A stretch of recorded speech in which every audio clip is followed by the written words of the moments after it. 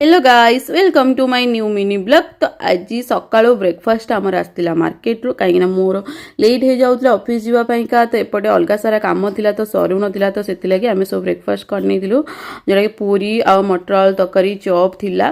तापर आज चिकेन तरकारी आमर होता जोटा कि मुझे बनई नी मो हजबैंड बनई थे और बहुत बढ़िया टेस्टी भी बनई थे। तो ये आमर हो जाता रेडी चिकेन तरकारी आउ मोर भी आसला लेट हो जाता कि बहुत मात्रा भोक लगुला तो से लगी जल्दी जल्दी आम बाड़ी नहीं आउ भात ता संगे चिकेन तरकारी ता संगे आमर होता सालाड।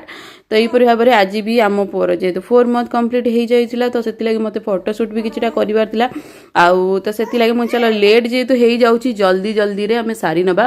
तो ये जोटा मुझे जेम्स चॉकलेट मु बन देती 4 आम ड्रेस पिंधिकी तार फोटोशूट हो जाता। इवनिंग आम पी नहीं चाह गोटे कप ता संगे टीवी देखा हो जाता। वीडियो जदि भल लगे समस्त को लाइक करवा सब्सक्राइब करेंगे। Thank you bye bye.